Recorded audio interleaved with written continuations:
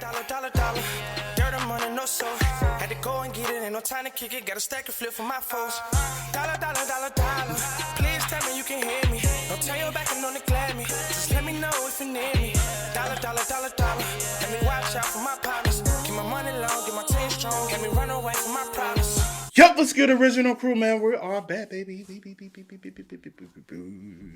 We are back in the building, man.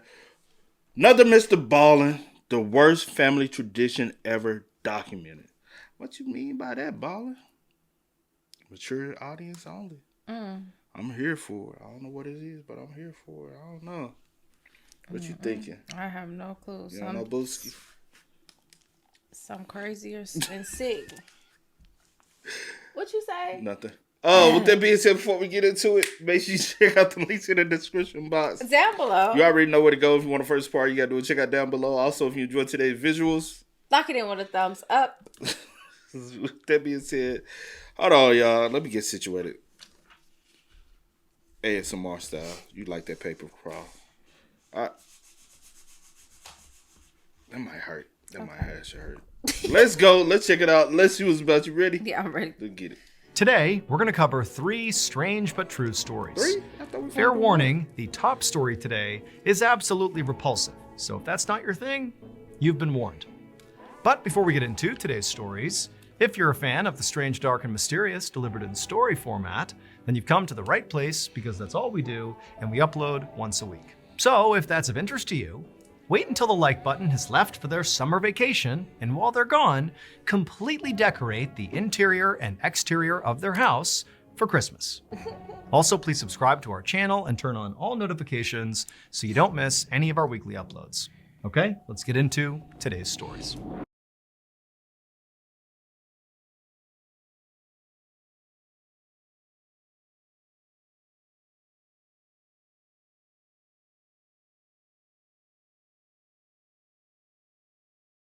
On the morning of September 23rd, 1839, an experienced sailor named Captain Brighton stood on the deck of his ship, which was traveling through the Drake Passage, which is located right along the northern coast of Antarctica. He and his crew had sailed here because they were professional whalers, and they had heard there was this massive population of whales in the Drake Passage that basically were untouched by humanity because basically nobody sailed this far. This was a freezing cold, very austere part of the world, kind of a dangerous place to be. But so far, Captain Brighton and his crew had not seen a single whale. And on top of that, the Drake Passage had proven to be as dangerous as expected. Just the previous night, the ocean around the ship had literally frozen, basically anchoring the ship in place. And so when this happened, Captain Brighton realized there was nothing they could even do about this. I mean, they were stuck. And if this didn't break up soon, they'd be stuck here all winter potentially, and it was unclear if they could actually survive that. But fortunately, also the previous night, this massive storm rolled in, which, that's dangerous in and of itself. But the severity of the storm was actually a good thing because it broke up the ice around the ship and allowed Captain Brighton to sail away. And so now, that morning, the ocean was again, liquid, so they were able to move around. But Captain Brighton had a very difficult decision to make. Again, so far, they have not caught any whales, and they've invested a lot of time and money to get out here. But, if he stayed out here much longer, he knew they could potentially get stranded again, and he just couldn't let that happen. And so he needed to decide if he was going to keep on sailing further into the Drake Passage to maybe find a couple whales, or leave now before it was too late. But as Captain Brighton weighed his options, he suddenly noticed something over the horizon. There was this dark shape. And at first, he actually thought he was hallucinating, because really, there's nothing else out here. It's just him and ocean and ice. That was it. But as he continued to stare in the direction of this dark object, which was actually getting closer to him, he realized it was a real thing, and in fact, it was another ship, which was really surprising, because again, nobody really comes out here. And so his instincts were, okay, this has got to be a rival whale ship. I mean, that's the only other people who would come out here. But as he continued to stare at the ship, as it got closer, he realized it was not a whale ship. It was actually a schooner, which is a ship designed for traveling. But as Captain Brighton stared at the schooner that was getting closer and closer, he saw it was in pretty rough shape. I mean, the hull and the sails were very tattered. I mean, there was something off about the ship. But Captain Brighton was thinking, hey, I know you can get trapped in the ice out here. It happened to them the night before. Maybe this crew has gotten trapped in the ice. They've been stuck out here for who knows how long. They could be in pretty rough shape. And Captain Brighton knew they actually did have, at least at that moment, quite a bit of supplies, at least some to spare. And so he called out to his men to ready a dinghy and get some supplies because they were going to go over to this schooner and basically offer up some extra supplies and also check in on them and make sure they were okay. And so once the supplies were packaged up and put on the dinghy, Captain Brighton, along with 4 other men, hopped in the dinghy and they began paddling over to the schooner. And as they got closer, the waves were pretty bad. And so they're kind of jostling around. And, the ship itself, the schooner, is also moving. And so that's moving up and down. But, periodically, as they got closer, they'd be able to look into the portholes, which are like windows on the side of the schooner. And Captain Brighton could clearly see there were people inside of the schooner. He called out a few times, but it was windy and sort of loud. And he couldn't really tell if any of them heard him or if anybody called back. And so eventually, Captain Brighton and his crew, they got to the side of the schooner and they just climbed up the ladder and boarded the ship. And once they were on the ship, once they were on the deck of the schooner, they're looking around and everything was in working order, albeit sort of tattered and in rough shape. But the weird thing is nobody was out on deck. They had seen people in the portholes, which was inside the ship, but there was nobody above deck. And so Captain Brighton's thinking, okay, this is pretty weird here, but we clearly just need to go inside and talk to someone. And so Captain Brighton and his men walked across the deck to this door that led into the ship. It actually led into the captain's quarters, at least, based on basic ship construction, that's what they expected it to be. And so Captain Brighton, he gets to the door, he knocks and calls out, announces that they're here with supplies and just to make sure everybody is okay. But there's no answer. All they can hear is the slapping of the water against the ship. There's no voices, there's nothing. It's silent on the ship. And so Captain Brighton eventually just opens up this door, and sure enough, he looks into this dark space, and it's the captain's quarters. And there's a desk towards the back of this room, and there's a man sitting at the desk with his back to them. So Captain Brighton, he takes a cautious step into the captain's quarters, and he calls out to this man who clearly appears to be the captain. But the man doesn't say or do anything. He's clearly focused on something at his desk. And so Captain Brighton exchanged a worried glance with his men and then just decided he would walk across the room and go physically interact with this guy and make sure he was okay and see what was going on here. And so slowly, Captain Brighton began walking across the room, and as he did, he called out a few more times to this man who appeared to be the captain, but he didn't get a response. And then finally, he was right behind the man, and he actually looked down and read what the man had been writing. This is what it said. Trapped by icebergs. Despite all efforts, the fire went out last night. No hope remains. However, as unsettling as that would be to read for anybody in this situation, what was the most unsettling part was actually what was written right above that journal entry. The date, January 17th, 1823. 16 years before. That captain and his entire crew were all dead and had been for 16 years. They got trapped in the ice just like Captain Brighton had, but it didn't break up. They were stranded and they all froze to death.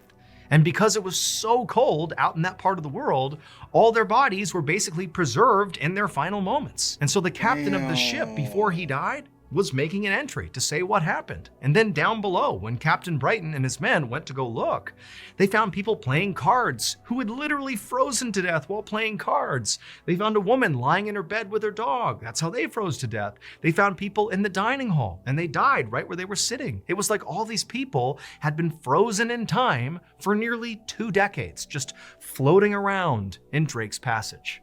And basically nobody had found them until Captain Brighton. That's crazy. That is insane and sad. Wow. You know how sad that is? 16 years? 16.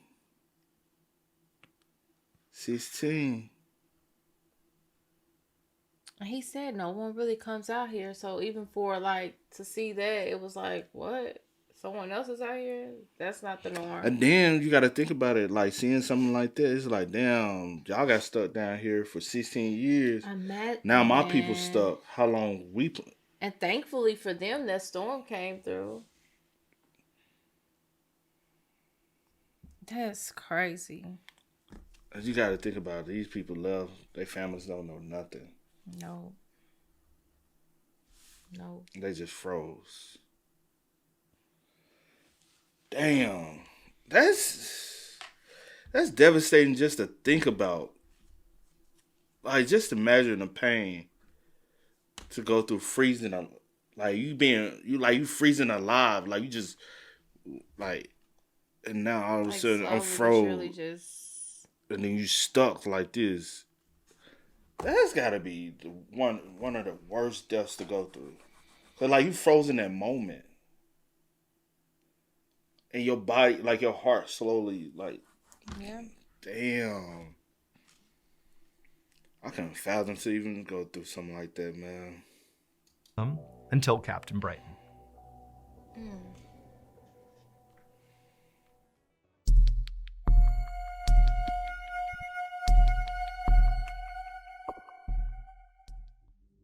On the night of May 20th, 1958, a young man named Ram Thapa walked towards the entrance of an abandoned airport in eastern India. He was trailing behind 3 other men. They were his boss, another employee of his boss, and then a friend of his boss. It was pitch black outside, and so all 4 men had flashlights. But Ram also had something else.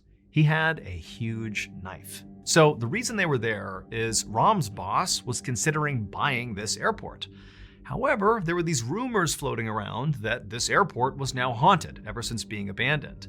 In fact, people said, the old hangars and rusted out buildings were infested with ghosts. Now, Ram totally believed that this place really was haunted, but Ram's boss wanted to go and check it out, before he actually considered really buying this place. And so he had recruited these 3 other guys, Ram included, to go basically on a ghost hunt. And so going into this, Ram's boss and the 2 other men, they're sort of like, okay, this is intriguing. It's kind of funny that we're going on this ghost hunt. But Ram, he was terrified. He did not like the idea of going into this airport, especially at night. I mean, he fully believed there were ghosts out here. I mean, he had brought the knife along to protect himself from ghosts. But his boss was basically telling him that he had to go, and so Ram was there. And so Ram's boss reached the gate, he unlocked it, and pushed it open. And as it slowly swung open, it made this horrible creaking sound, and for the first time, all 4 men are getting an unobstructed view into the actual property. And it's totally, again, pitch black, and they're shining their lights inside, and all they see are just these old hangars and different big buildings and broken down planes, but there's no movement. It's totally dark and it's quiet. And so Ram's boss and the other 2 men, they're walking along, and Ram's in the back, and he's so uneasy, he feels practically sick to his stomach. I mean, everywhere he looked, he would think that he saw a shadow, a ghost staring back at him, but he would shine the light and, nothing would be there. And so this whole time they're walking, he's totally on edge. And eventually they reached the actual runway. And when they got there, instead of shining their lights kind of straight out in front of them, because there was basically nothing out ahead of them, it was just, where planes go to take off and to land, they began shining their lights predominantly off to the side, where there was this huge hangar, and they were all shining their lights in the different windows to see if, anybody was inside of there. And so they're all kind of focused off to the side, and Ram, the whole time, he's totally terrified here. And as, his boss and his friends are kind of shining their lights over here, Ram takes his flashlight and he aims it straight out in front of them. And he sees maybe a couple 100 meters away, just off to the side of the runway, is what appears to be this floating orb. And immediately he keeps his light trained on this orb, and he signals to his boss and the others like, hey, look at this. And they all turn, and they're kind of like, joking around, and they shine their light, and they also see it. They see this floating orb. It made no sense. They noticed that there was not just this orb of light, but there was something below the orb of light, like on the ground. Something was moving, this grayish figure, or multiple figures were kind of like moving around right beneath this orb. But before any of them could say or do anything or react really in any way to whatever it was they were looking at, the dark figures right below the orb, as they're being illuminated by all their flashlights, it was like all of a sudden, whatever they were, they turned, and all these eyes glinted and looked directly back at Ram and his colleagues. And it was like something inside of Ram just clicked. He was so scared. He'd been terrified from the moment they got here, and the whole time he had been so primed to protect himself if he had to with this knife. And it was like when he saw these eyes, he didn't have any idea what they were, but he knew they were evil, and if he didn't act, they were doomed. And so, without saying anything to his boss or the other two men, with knife in hand, Rom took off running towards the figures. A few hours later, Rom and his colleagues were no longer at the airport. Instead, they were at the police station, and Rom was in handcuffs. It would turn out those figures that they spotted that Rom went to go confront with his knife were not actually ghosts. Instead, they were 3 women who had come onto the airfield as well, but just to pick flowers. That orb of light that the men had seen was just their lantern. Rom had been so convinced they were ghosts that he had taken off and attacked them with his knife, believing he was not only protecting himself, but protecting his boss and the other 2 men. However, he had been wrong. These were just women, and he killed one of them and severely wounded the other 2. And so ultimately, he was charged with murder and assault. However, when he went on trial, he was actually acquitted of all charges because the jury genuinely believed that Rom actually thought he was attacking ghosts, not people. Yo, what the fuck? He got acquitted, bro. Okay. I ain't never heard.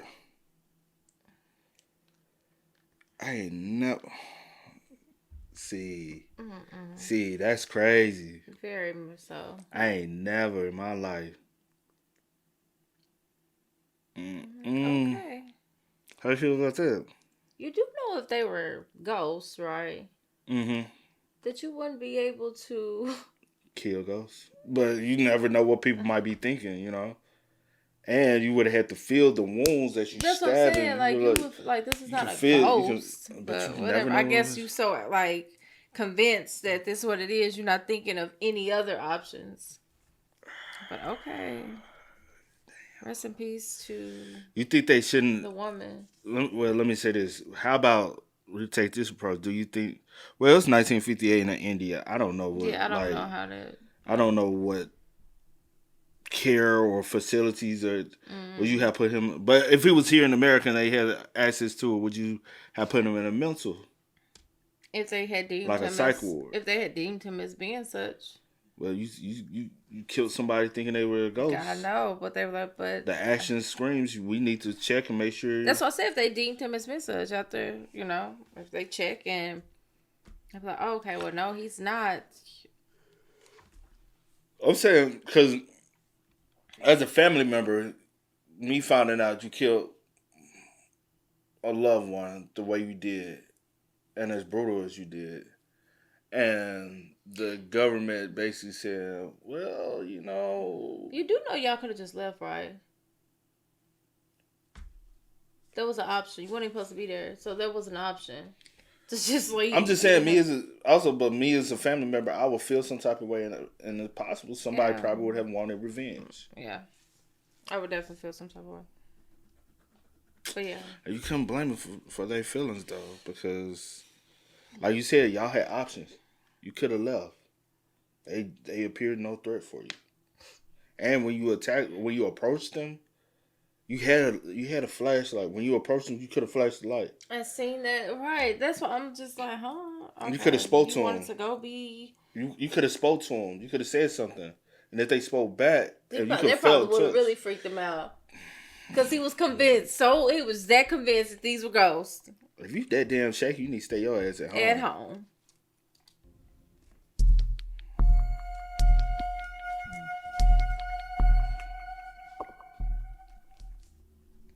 On April 9th, 2005, in Kaohsiung City, Taiwan, a young man was home alone inside of his apartment watching TV. And as he sat there watching TV, he heard a loud thumping sound coming from right above him. As soon as he heard it, he muted his TV and he listened for a second, and a minute later, he heard it again, a loud thump. And then he heard another one, and another one, and another one, and before long, all he heard was a succession of thumps and also what sounded like chanting coming from upstairs. However, as unusual as these types of sounds might be to the average person, to this young man, these actually weren't that weird. because the family that lived right above him, the Wu family, were pretty eccentric. They were very religious people who often did these ceremonial dances and rituals at all hours. And a lot of times they involved stomping around and chanting really loudly. And as annoying as that could be, this young man never complained. He was very respectful of the Wu family, and he knew, these sounds he was hearing were connected to their religion, and he felt like that was none of his business. And so, like he did basically every other time he would hear these noises, he simply turned the volume up on his TV and tried to forget about them. But after a few minutes, it was like the noises coming from upstairs just kept getting louder and louder and louder until it was basically impossible to ignore. And then suddenly he heard a scream coming from upstairs that certainly did not feel attached to a ceremony. It sounded like somebody was in danger or in trouble or something. And so at that point, the young man turned the TV off and he stood up and he thought, I need to go up there and make sure things are okay. I mean, forget being annoyed. It sounds like, someone's in trouble or someone's hurt or something. But as he began making his way towards his door to go upstairs and check on the Wu family, all the noises just completely stopped and it was silent upstairs. And at that point, the young man just stopped where he was. And for a minute, he just listened, waiting to see if maybe the noises would pick back up again. But they didn't. And so the young man just turned around, walked back to his seat, and turned the TV back on. 2 days later, on April 11th, that same young man was back home all alone, watching TV yet again, when, once again, he heard a loud pounding sound. Except this time, it was not coming from upstairs, it was coming from his front door. Somebody was hammering on his front door trying to get his attention. And so the young man turned off the TV, he got up, and he went over to his door, he opened it up, and standing there on the landing was this middle-aged man named Wu Shan, who was the patriarch of the Wu family upstairs. And Wu Shan looked absolutely horrible. He was dressed all in black head to toe, but he was pale and skinny and very gaunt, and he was covered in what looked like filth, like food and ash, and he smelled unbelievably horrible. And the young man, he asked Wu Shan, hey, is everything okay? And remember, the young man's thinking about that crazy, loud ceremony they had just 2 days earlier, wondering, whatever happened with that? That was so loud. But Wu Shan just looked back at the young man with this kind of vacant expression, and he just said, call an ambulance. And then, without saying anything else, Wu Shan turned, ran down the steps, and disappeared out into the street. And so at this point, the young man is left just standing there having no idea what to think. I mean, Wu Shan did not look well and he's now run away.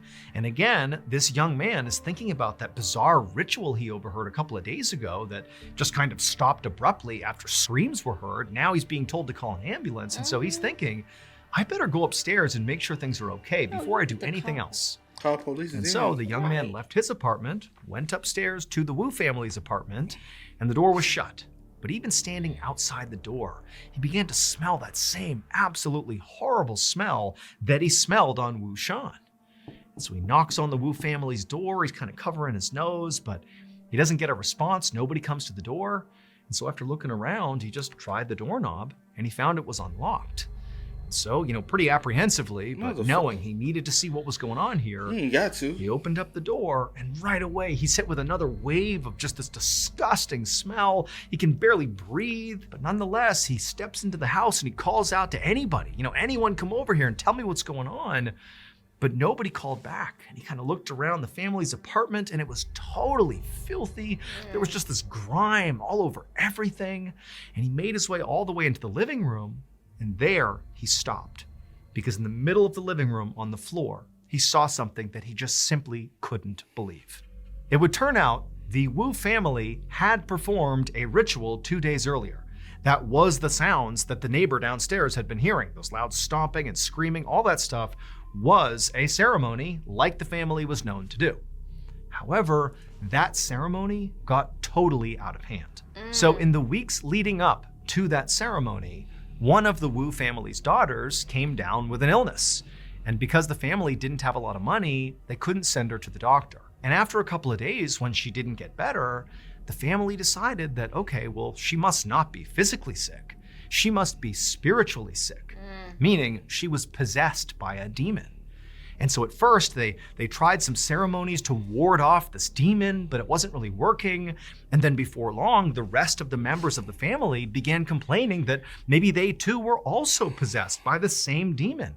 And before long, that was the belief that the entire Wu family shared, that they all were possessed by demons. And so on the day the downstairs neighbor heard all that stomping and chanting and screaming, that was the day that the Wu family performed a big group exorcism to try to get rid of these demons once and for all from all of them. But the way they did this exorcism was truly horrifying. They believed that the one thing demons were afraid of was filth. And so they decided that if they filled their bodies with enough filth, the demons would leave. And so the Wu family, as they chanted and stomped around and screamed, began consuming their own feces. And when they would vomit it back up again, they would just swallow it right back down for hours and hours and hours. What the downstairs neighbor actually discovered inside the living room of the Wu family's apartment was the daughter, the one who originally had gotten sick, and she was laying on the ground and was deceased. And during the autopsy, they would discover that her airway was totally blocked by feces and vomit. By the time the downstairs neighbor made this discovery, the entire Wu family had fled the apartment. Wu Shan had disappeared after saying calling an ambulance, and the rest of the family too had kind of run off. But the police would ultimately track down all the remaining Wu family members, and they would all be arrested. Wow. However, a court ultimately decided that the Wu family was suffering from something known as mass hysteria. And as a result of that, they could not be held legally accountable for what they did. And so they were all acquitted. Wow. My goodness. In case you haven't heard yet, That's fucking insane, bro. I done heard a lot of things. Like rituals and stuff, different rituals. I don't think I've heard that one, a new one for me. Wow.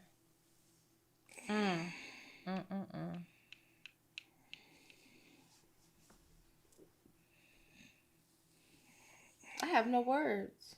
I really don't. I wonder were they able to stay or remain in the area, Or go back to the home. or did they move somewhere else, or I do just wonder that. I ain't no telling, bro. Would you want to go back to the home? To be real. No, and I wouldn't want to have to clean it either. True. That's fucking disgusting, bro. Very much so. That kind of made my stomach hurt, man. Hey, y'all spam us up in the comments, man. Let us know y'all thoughts down below, man. But until next time, y'all know how it go. I do go by the name DJ New Kid. This is Tierra Nicole. We are. Kid and C. We out. Go and get it, ain't no time to kick it. Got a stack of flip for my folks. Dollar, dollar, dollar, dollar. Please tell me you can hear me. Don't turn your back and don't neglect me. Just let me know if you need me. Dollar, dollar, dollar, dollar. Let me watch out for my partners. Keep my money long, get my team strong. Let me run away from my problems.